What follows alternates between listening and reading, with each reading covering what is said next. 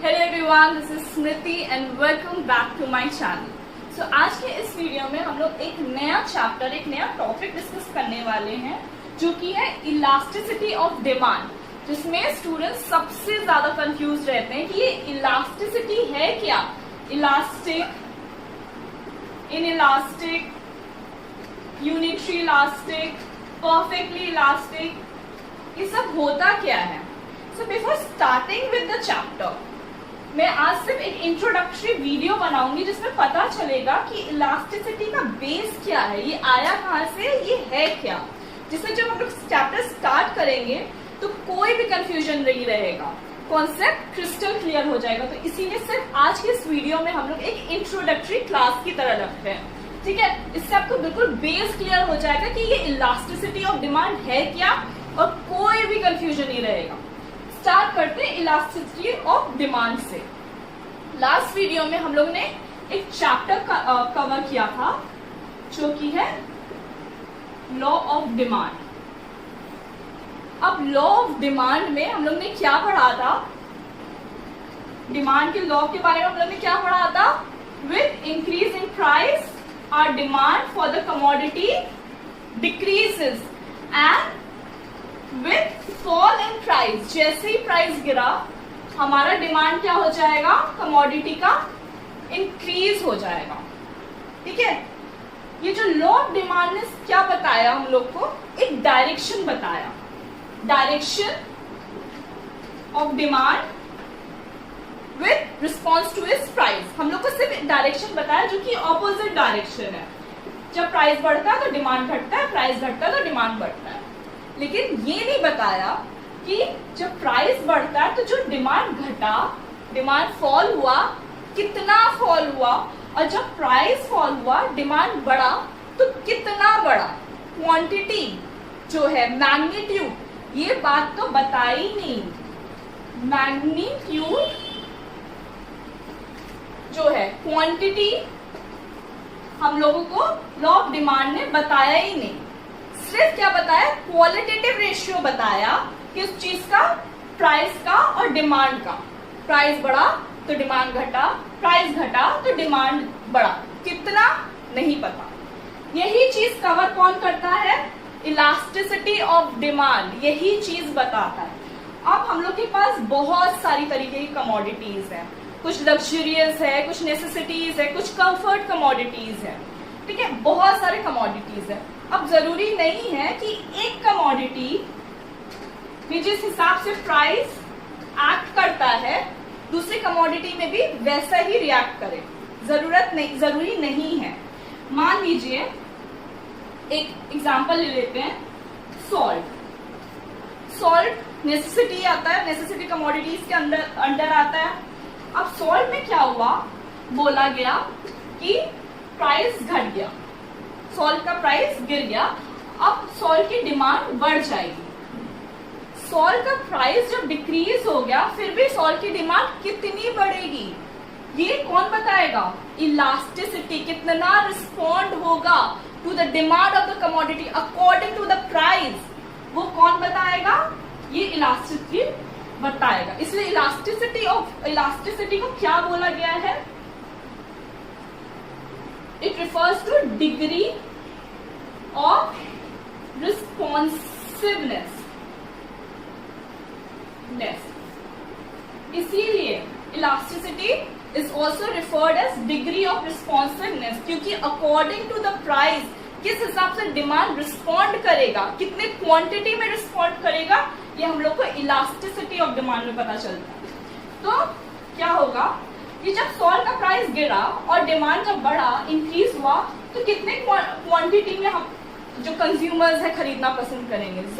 जरूरी तो नहीं है कि जैसे प्राइस घट गया तो बोरा बोरा भर के ले आए, नहीं, ऐसा नहीं होता है।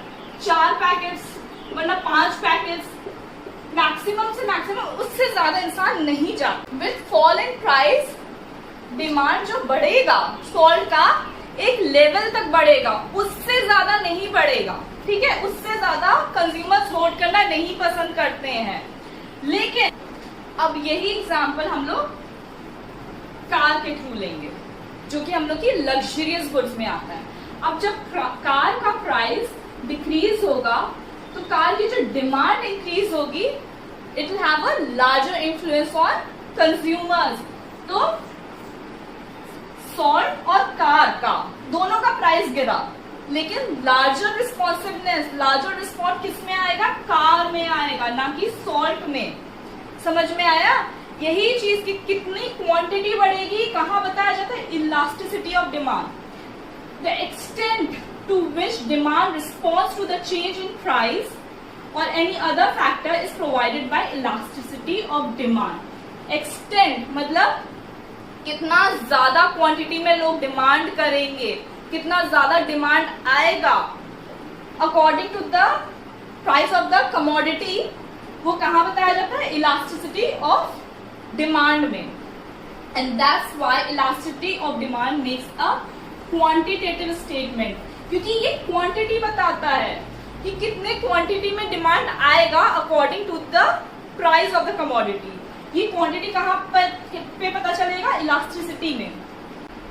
लॉ ऑफ डिमांड सिर्फ क्वालिटेटिव स्टेटमेंट प्रोवाइड करता है, मतलब प्राइस बढ़ने पर डिमांड घट जाता, प्राइस घटने पर डिमांड बढ़ जाता। कितना ये नहीं बताता है। ये कहाँ पे पता चलता है? ये इलास्टिसिटी में पता चलता है। मैग्नीट्यूड ऑफ द कमोडिटी मतलब कितने क्वांटिटी में डिमांड आएगा या कितने क्वांटिटी में डिमांड घटेगा बढ़ेगा, ये इलास्टिसिटी में पता चलता है। तो इसीलिए it makes a quantitative statement. Who propounded the concept of elasticity of demand?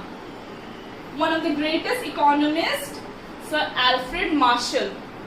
Alfred Marshall ने ये कॉन्सेप्ट इलास्टिसिटी ऑफ डिमांड के कॉन्सेप्ट को दिया। इतना समझ में आया? ये इंट्रोडक्टरी क्लास होपफुली आपको समझ में आया कि क्या है इलास्टिसिटी ऑफ डिमांड, आया कहां से, ये क्या रिफर करता है? It refers responsiveness.